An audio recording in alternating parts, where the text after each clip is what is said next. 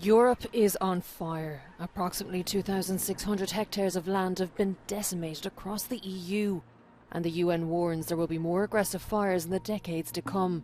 37.7% of the EU's land area is covered by forests. Many of them contain highly flammable trees. So what is Europe doing to prevent the continent from burning to the ground?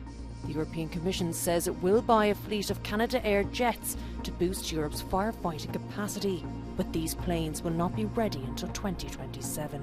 We can't keep just throwing money at the problem. We need to assume that our communities will burn at a certain point. So we need to take, short-term technical measures to protect the, infrastructure. We need to fireproof our fields, our homes, our structures. We have to adapt to this new reality.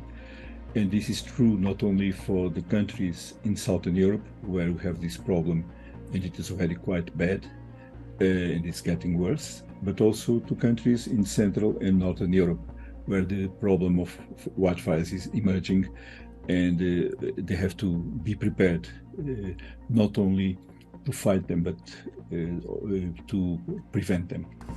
And preventative measures are exactly what the European Forest Institute and Fire U Risk are working on.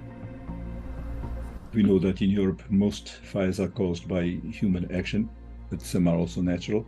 So we are looking at the previous history of casualty of fires in the different parts, and we are also looking how we can reduce these man-made fires. Fire U Risk has surveyed every square kilometre of Europe to make civilians and governing bodies aware of the risks and the types of vegetation most likely to burn. Fast-growing weeds, grasses, eucalyptus and pine trees all promote the spread of wildfires.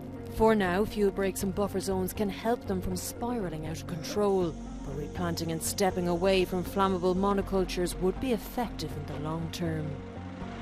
Since we can't change topography and since we can't change weather, what we can do is we can change the vegetation, and that means we can change the structure, the type, and the arrangement. What we eventually want to achieve is that when a fire does burn, it is not as severe